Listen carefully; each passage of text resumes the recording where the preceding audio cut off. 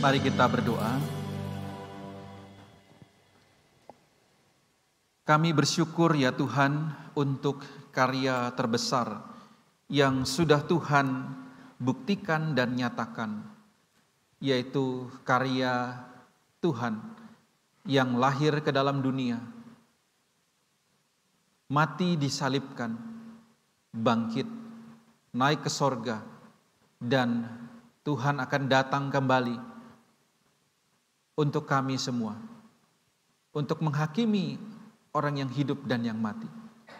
Terima kasih ya Tuhan untuk karya-Mu yang telah menyelamatkan kami umat-Mu. Dan hari ini bersama kami mau mendengarkan sabda Tuhan. Berkatilah kami semua ya Tuhan, baik hamba-Mu yang akan menyampaikan sabda-Mu maupun kami yang mendengarkan, sehingga kami beroleh kasih karunia untuk boleh mengerti dan terlebih melakukan firman-Mu.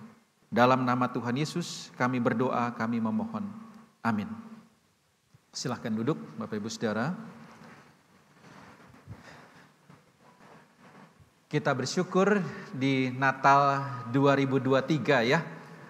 Akhirnya kita bisa merayakan Natal secara komunal bersama-sama setelah kita melalui pandemi ya, yang begitu sulit, tapi kita bersyukur kita boleh melaluinya. Dan melalui pandemi kita diajarkan banyak hal untuk mensyukuri kehidupan yang masih Tuhan percayakan bagi kita umatnya. Nah saudara, di Natal ini saya akan mengajak kita membaca kisah yang kembali mengingatkan kita apa arti Natal sebenarnya. Matius 1 ayat 18 sampai 25. Saya mengundang kita membacanya bersama-sama secara bergantian. Saya, lalu Bapak Ibu Saudara bergantian dengan saya satu ayat. Saya mulai dari ayatnya yang ke-18, nanti terakhir ayat 25. Kelahiran Yesus Kristus, ayat 18. Kelahiran Yesus Kristus adalah seperti berikut. Pada waktu Maria, ibunya, bertunangan dengan Yusuf, sebelum mereka hidup sebagai suami istri, ia didapati mengandung dari Roh Kudus.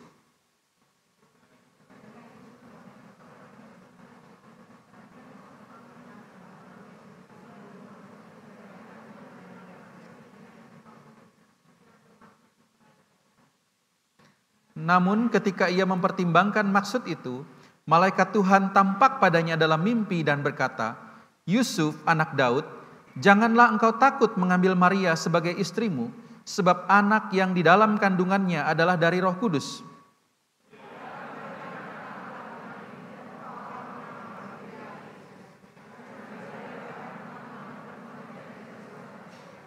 Semuanya itu terjadi supaya digenapi yang difirmankan Tuhan melalui nabi.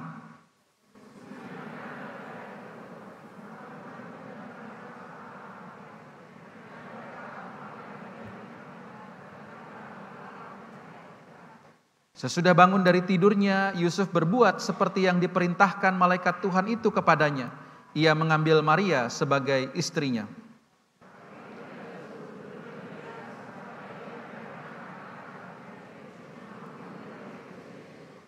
Demikian firman Tuhan. Saudara, tema Natal kita hari ini atau tahun ini saudara ya, penuh dengan kata kasih atau cinta saudara ya. Dan kisah Natal itu kita coba lihat dari sudut pandang kasih Tuhan yang terbesar atau cinta Tuhan yang terbesar bagi kita. Nah saudara, bicara tentang kasih atau cinta, ada seorang bernama Soe Hok Gi ya saudara ya. Ini seorang anak muda dan meninggal pada usia yang muda juga saudara, 27 tahun. Saudara, dia adalah seorang aktivis yang sangat berperan dalam reformasi. Dia aktivis mahasiswa ini saudara ya, dia tidak tinggal diam. Dia berani menyuarakan kebenaran pada pemerintah-pemerintah waktu itu yang dianggapnya tidak benar. Dia berani saudara menyuarakannya. Nah tentu banyak ada kutipan-kutipan lainnya saudara ya, tapi satu hal yang menarik dalam bukunya berjudul Catatan Seorang Demonstran, dia mengutip tentang cinta saudara. Kalimatnya begini, Bagiku ada sesuatu yang paling berharga dan hakiki dalam kehidupan. Dapat mencintai dan dicintai. Berbahagialah orang yang masih memiliki rasa cinta. Karena jika kita kehilangannya, maka absurdlah hidup kita. Saudara memahami kalimat ini seperti apa, saudara ya? Bagi Hokji, saudara ya, dia memahami bahwa yang paling berarti, yang paling berharga, yang paling hakiki itu adalah kasih atau cinta. Sementara di mana banyak orang lain yang berpikir bahwa yang berharga itu mungkin hal lain. Ya, beberapa waktu yang lalu saya pernah khotbah ya saudara ya, dan kemudian tanya kepada ibu-ibu, kalau ibu-ibu itu papahnya kerja gitu ya, di luar kota misalnya, yang lebih diharapkan bapaknya pulang, ya, atau uangnya aja yang pulang.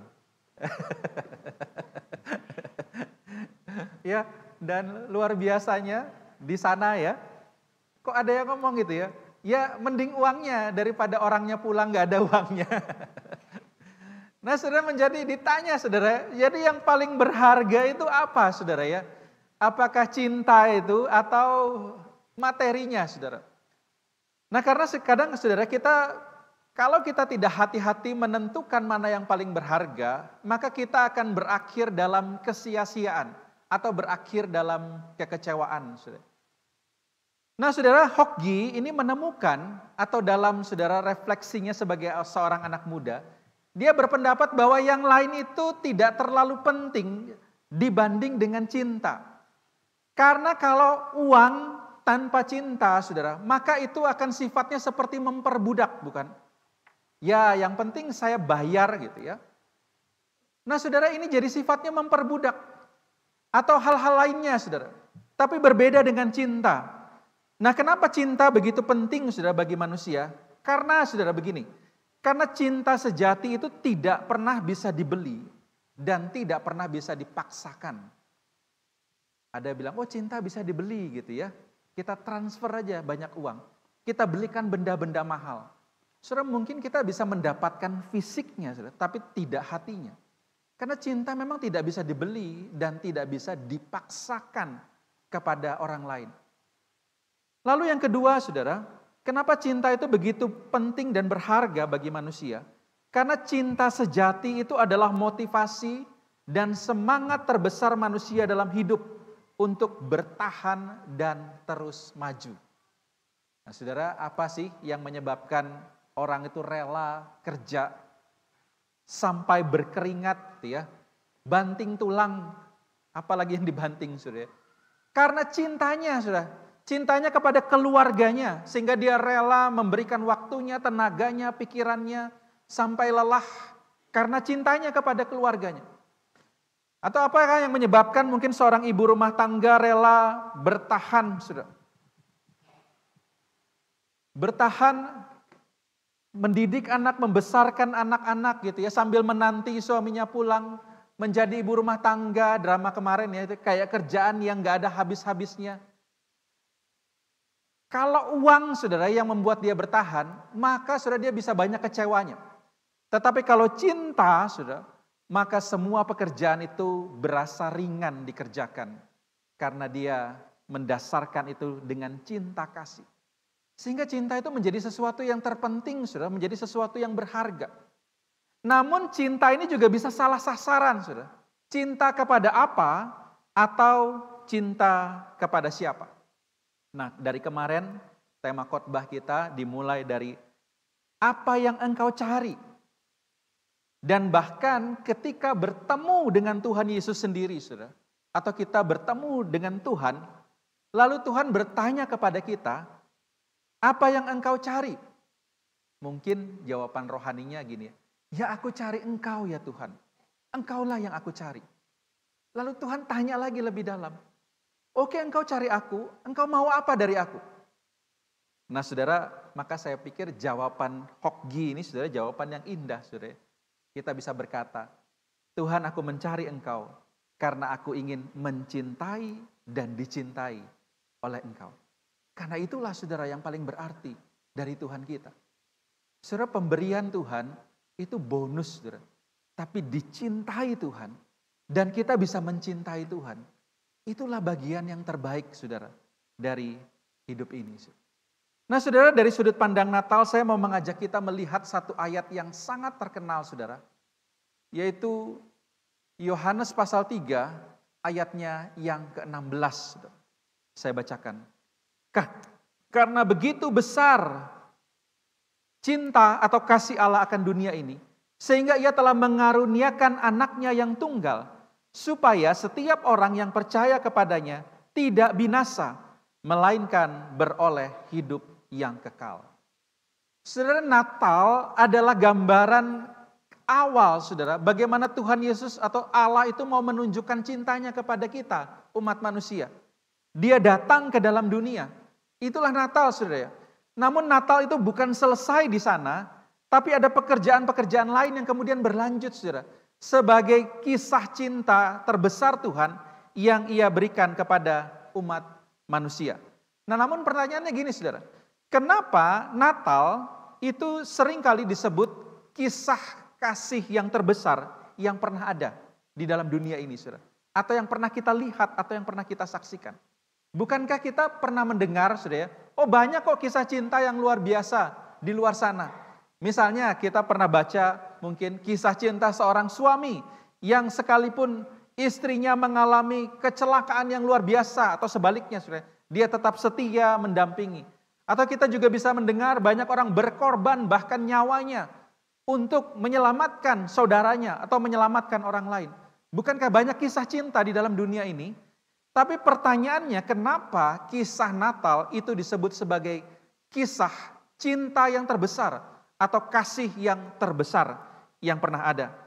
Saudara, dari Yohanes 3 ayat 16, saudara, maka saya coba melihat, saudara, atau menyimpulkan bagi kita semua, kenapa kisah Natal itu disebut sebagai kisah kasih terbesar bagi kita umat manusia.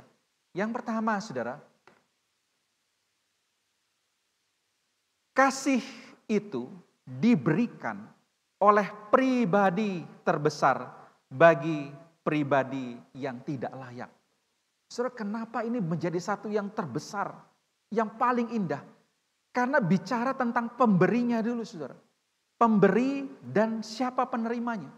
Pemberinya adalah pribadi yang terbesar.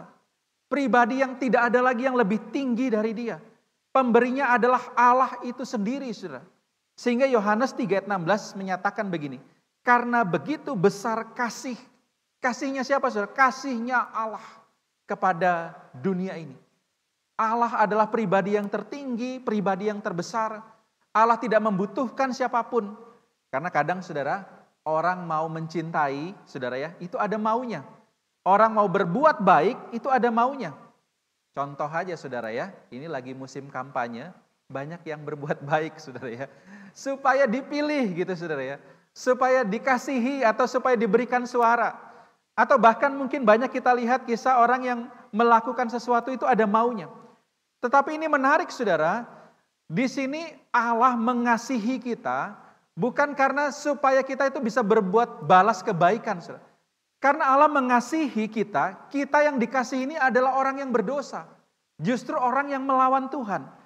Kenapa kita disebut sebagai pribadi yang tidak layak dikasihi? Karena kita bukan orang-orang yang mencari Tuhan. Bukan orang-orang yang keinginannya ingin menyenangkan Tuhan, ingin memuliakan Tuhan. Tapi pada dasarnya manusia berdosa itu adalah manusia yang selalu ingin melawan Tuhan. Tetapi oleh kasih karunia-Nya, Ia justru memberikan cintanya bagi kita. Ia mengasihi kita. Saudara, 1 Yohanes 4 ayat 10 berkata demikian. Inilah kasih itu. Bukan kita yang mengasihi Allah, tetapi Allah yang telah mengasihi kita dan yang telah mengutus anaknya sebagai pendamaian bagi dosa-dosa kita. Saudara, Natal itu menjadi sukacita terbesar bagi kita. Karena kita itu menerima kasih dari pribadi yang paling besar di dunia alam semesta ini, saudara.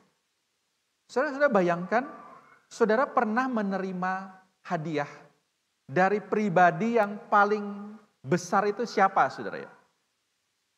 Siapa misalnya pejabat Atau misalnya orang penting, saudara. Tentu ketika dia kasih hadiah, kita akan simpan itu baik-baik, saudara. Itu berharga bagi kita. Kalau bisa kita pajang di dinding, saudara ya. Kita figura gitu. Karena itu adalah pemberian dari pribadi yang begitu penting bagi kita. Atau seorang pejabat gitu, saudara. Saya pernah berkunjung gitu ya ke satu rumah jemaat. Dan saya lihat di sana itu ada foto mungkin papahnya ya atau kakeknya itu bersalaman dengan Pak Soeharto gitu ya, presiden. Wah, itu dipajang paling atas ya, saudara. Sebagai tanda dia bangga sekali, padahal tidak dikasih hadiah sepeda, saudara. Tidak dikasih apa-apa, hanya salaman dan difoto. Tapi bagi dia itu, saudara, sudah satu pemberian yang terbesar. Karena dia tahu siapa yang menyalami dia adalah presiden atau pemimpin tertinggi pada waktu itu, saudara. Sehingga begitu bangganya, saudara. Nah, kita aja kadang, saudara ya, saya sering lihat di bandara itu ada foto Pak Jokowi naik sepeda, kadang foto di belakangnya aja ya, sama gambarnya. Itu sudah bangga gitu ya, lalu diposting, wah Pak Jokowi lagi bonceng saya gitu.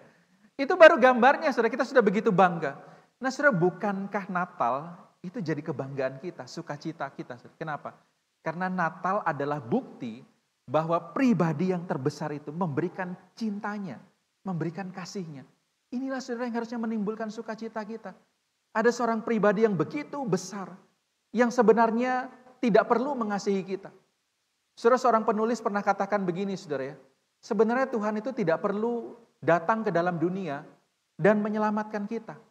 Bukankah dia Allah yang berkuasa, yang dalam tanda petik saudara jentikkan jarinya, atau sebenarnya Allah tidak perlu jentikkan jarinya, cukup berfirman, maka dia bisa membentuk dunia yang baru dan manusia yang baru, yang tidak berdosa. Tetapi dia memilih, saudara, untuk datang ke dalam dunia, supaya kita yang berdosa ini dan tidak layak ini, beroleh keselamatan. Saudara, bukankah itu bukti cintanya, saudara? Dia yang bisa saja menghukum kita semua, memberikan murkanya kepada kita semua, tapi tidak dilakukannya. Pribadi yang terbesar itu, justru dikatakan di sini, inilah kasih itu. Ia telah mengutus anaknya sebagai pendamaian bagi dosa-dosa kita. Nah, sehingga saudara, bagi kita hari ini maknanya apa, saudara ya? Bagi kita, mari kita dengan sukacita, saudara. Kita boleh saja, saudara ya, kita tidak dikasihi oleh hal lain. Mungkin banyak orang membenci kita karena kita mengasihi Tuhan. Mungkin banyak orang tidak suka dengan kita karena kita mengasihi Tuhan. Tetapi saudara, satu sukacita adalah yang penting kita dikasihi Allah. Itu bagi kita lebih penting daripada kita dikasihi dunia ini. Daripada kita dikasihi orang-orang yang menjadi musuh Tuhan, saudara. Lebih baik kita dikasihi oleh Tuhan. Anak-anak muda hari ini lebih banyak atau cukup banyak, saudara, yang memilih meninggalkan Tuhan demi pacarnya, demi pasangannya. Seolah-olah cinta dari pasangannya itu, saudara, yang tanda petik juga belum pasti, saudara. Ini lebih berharga dari cinta pribadi yang terbesar itu. Saudara, hati-hati, saudara akan sangat kecewa, saudara. Karena cinta pribadi yang terbesar ini jauh lebih berharga dari cinta apapun atau siapapun di dalam dunia ini. Dan kita dapatkan itu secara cuma-cuma. Bersukacitalah di Natal ini, saudara. Lalu yang kedua, saudara, yang menjadi perenungan kita di Natal ini tentang Yohanes 3 ayat 16 ini adalah kasih itu diwujudkan melalui pemberian yang paling besar, yaitu anak tunggal Allah. Saudara, bukan hanya yang memberikan ini sebagai pribadi yang terbesar di dalam hidup kita, saudara. Pribadi yang terbesar di alam semesta ini. Tetapi yang diberikan itu, saudara, bukan barang sembarangan. Bukan pribadi yang sembarangan, yang diberikan itu adalah pribadi Allah sendiri, saudara. Yaitu pribadi Yesus Kristus, yang tadi dengan baik sekali WL katakan, adalah eksistensi Allah yang dicatat dalam sejarah, itu hadir di dalam dunia. Ia memberikan dirinya sendiri, saudara. Ini pemberian yang tidak ada taranya, saudara. Pemberian terbesar apa sih yang pernah kita terima, atau yang termahal apa yang pernah kita terima, saudara, hari ini? Mungkin ada yang pernah dikasih mobil mewah, mungkin ada yang pernah dikasih uang begitu besar, saudara. Tetapi anak tunggal Allah, saudara, ini adalah pemberian terbesar yang tidak ada bandingannya, saudara. Karena ini adalah Tuhan sendiri yang datang ke dalam dunia. Bukan hanya datang, saudara, tapi dia memberikan nyawanya. Saudara, Yohanes 15 ayat 13 mencatat demikian. Tidak ada cinta yang lebih besar daripada kasih seseorang yang memberikan nyawanya untuk sahabat-sahabatnya. Tidak ada bukti cinta yang lebih besar itu selain cinta yang memberikan nyawa, saudara. Nah, lebih lagi cinta ini, saudara, nyawa itu diberikan bukan pada pribadi yang mencintainya balik, tapi kepada pribadi yang melawan dia, pribadi yang berdosa, justru diberikan kepadanya, saudara. Saudara, mungkin banyak orang yang mau berkorban nyawa demi untuk orang baik. Tetapi hanya sedikit, bahkan mungkin gambaran terbaik kita bisa dapatkan yaitu Kristus. Ia berkorban nyawa bagi orang-orang yang jahat, yang berdosa, yaitu engkau dan saya, saudara. Ini adalah pemberian terbesar, saudara. Bahkan di sini Yohanes memberikan penekanan anak tunggal Allah. Yang berarti, saudara, ini tidak ada gantinya. Hanya satu-satunya, saudara. Tunggal. Nah, saudara, tentu tidak berarti bahwa, oh, Tuhan ini punya anak. Bukan, saudara ya. Anak tunggal di sini untuk menunjukkan bahwa, saudara, dalam 3 pribadi Allah Tritunggal ada Allah anak. Dan Allah anak ini adalah satu-satunya yang unik, saudara. Sehingga dia disebut sebagai tunggal, satu-satunya yang menjadi pribadi atau satu dari pribadi Allah Tritunggal. Tidak ada gantinya, saudara. Saudara, saya selalu senang dengan satu ilustrasi yang dulu diberikan oleh dosen saya waktu masih kuliah.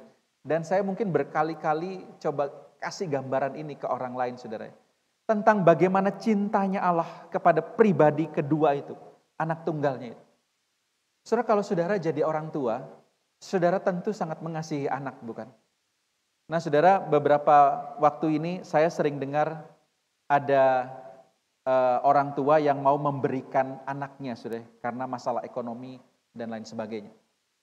Saudara, tapi pernah, saudara ya, saya tanya kepada orang tua yang mau memberikan anaknya. Saudara, sebenarnya dia juga tidak tega ya, karena dia sangat mengasihi anaknya. Nah, satu kali dosen saya itu bercerita begini, saudara ya. Ada seorang punya beberapa anak, saudara. Nah, karena anaknya sudah cukup banyak, dia pikir dia mau kasih satu lah supaya tidak terlalu membebani ekonomi keluarga. Lalu merundinglah suami istri gitu. Mau kasih yang mana gitu ya. Nah, lalu saudara, oh kasih yang paling besar aja. Makannya paling banyak kali gitu ya, karena besar.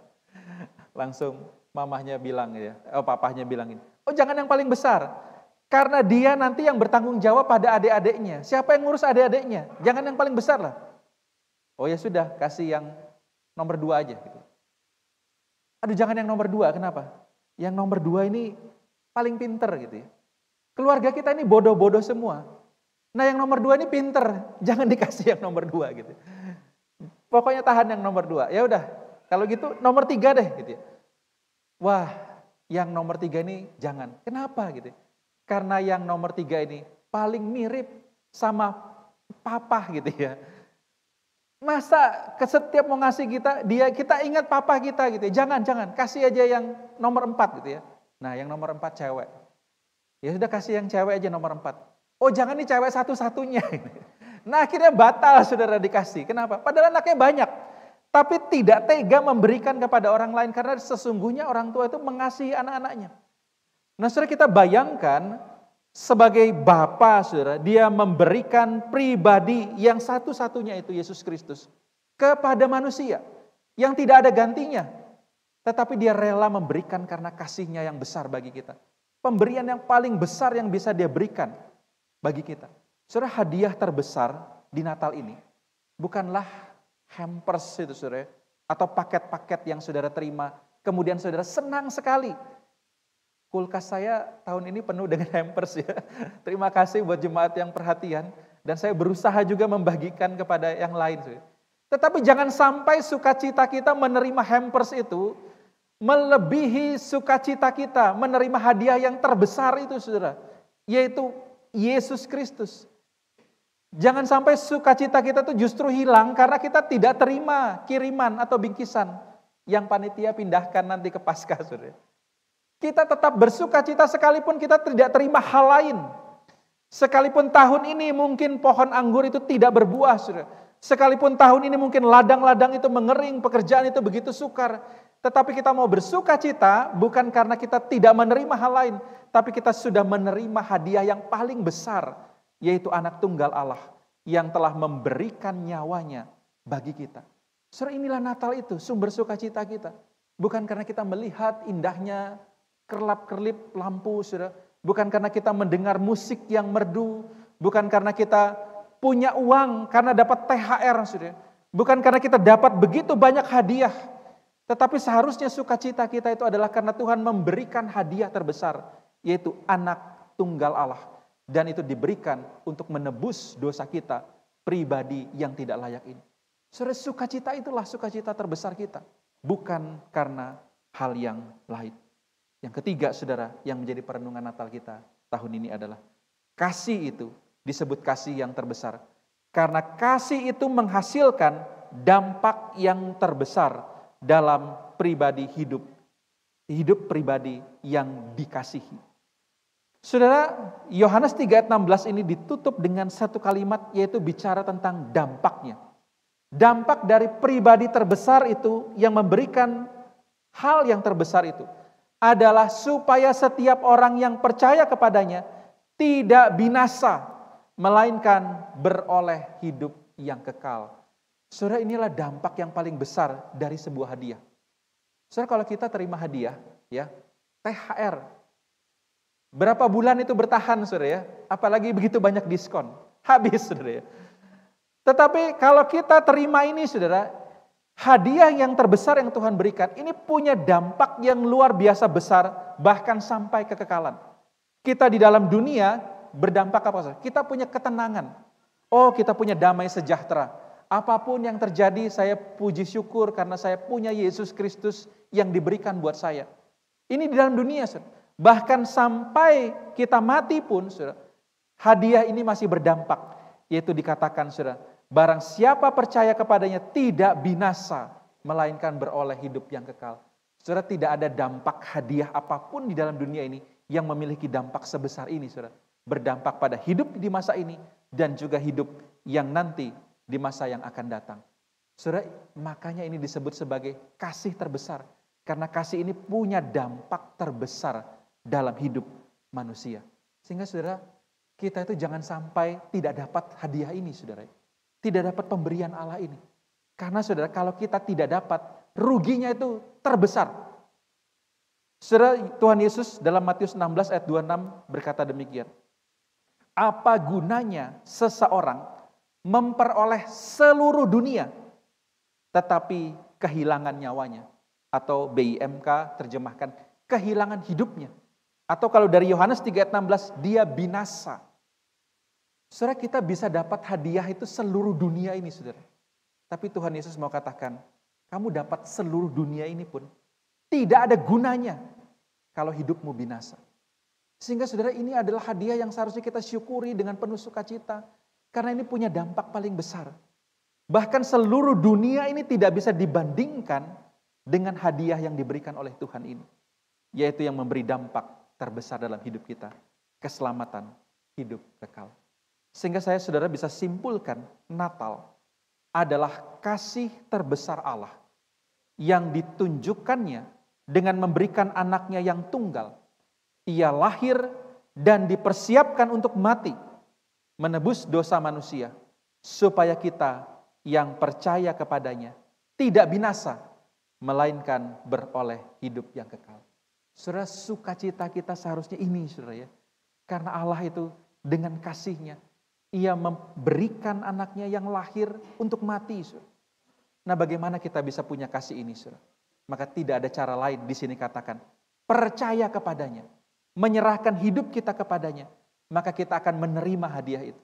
Saudara, bukan usaha manusia yang membuat kita bisa menerima hadiah ini, tapi percaya kepadanya, maka kita akan beroleh karunia itu, beroleh hadiah terbesar itu, dari pribadi terbesar itu, dan memiliki dampak yang terbesar dalam hidup kita. Namun saudara, jangan berhenti, oh saya sudah terima hadiah terbesar itu, saya sukacita.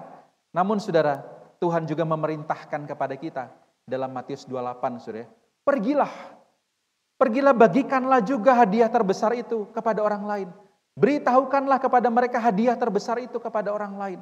Bahwa Allah itu mengasihi manusia dan Ia ingin memberikan hal yang terbesar, yang terbaik, yang mempunyai dampak yang terbesar dan yang terbaik, yaitu Kristus sendiri yang lahir ke dalam dunia untuk menebus dosa manusia. Saudara, rindukah kita menerima hadiah terbesar ini? Rindukah kita juga diperbaharui oleh hadiah terbesar ini? Saya mengundang kita berdiri sejenak. Dan mari saudara, saya mau mengajak kita berdoa di Natal ini.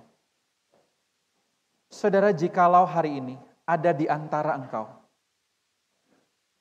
yang belum menerima hadiah terbesar ini,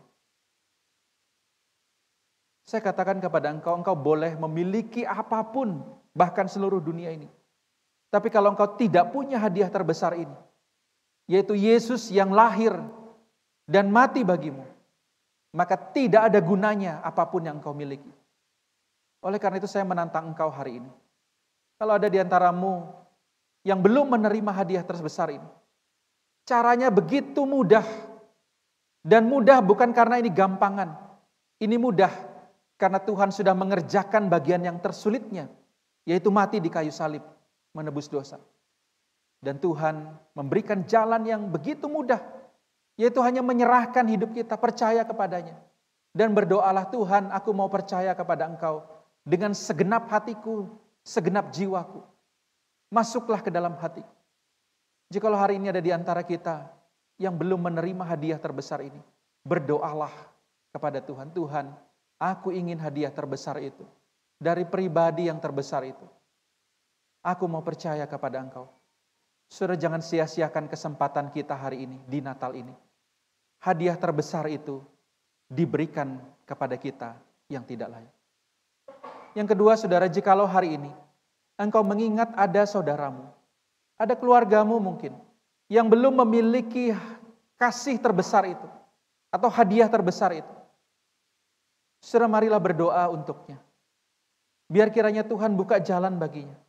Dan bahkan Natal ini pun, kalau kita bisa datang kepadanya dan bagikan apa yang kita bisa miliki, mungkin itu hadiah-hadiah kecil sebagai tanda cinta kita kepadanya, perhatian kita kepadanya.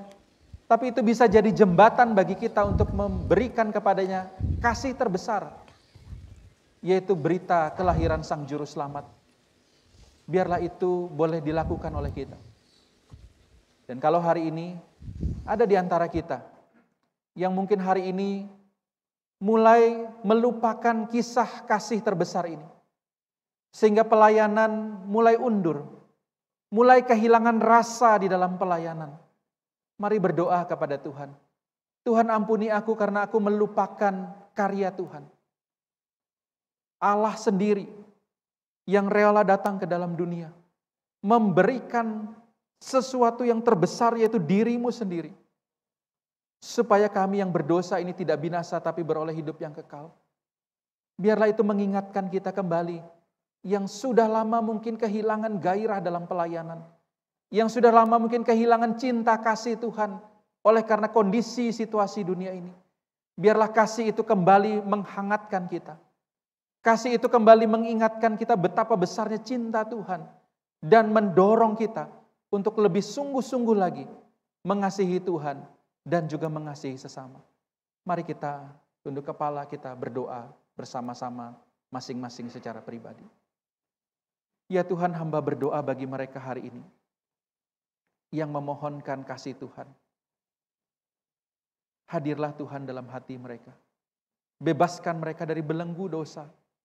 Bebaskan mereka ya Tuhan dari penderitaan akibat dosa yang selama ini mengekang mereka.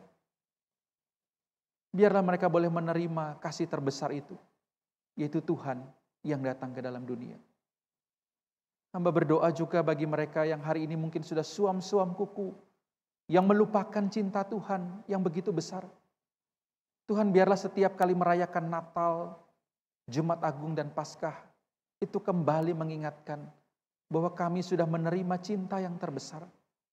Biarlah itu memotivasi dan mendorong kami hidup untuk memuliakan nama Tuhan dan bertahan terus maju dalam berbagai ujian dan pencobaan yang masih Tuhan izinkan terjadi dalam hidup kami. Hamba berdoa bagi kami semua, bahkan diri hamba-Mu yang juga penuh dengan dosa ini. Ya Tuhan, nyatakanlah kasih-Mu dan berkaryalah dalam hidup kami. Dalam nama Tuhan Yesus kami sudah berdoa. Amin.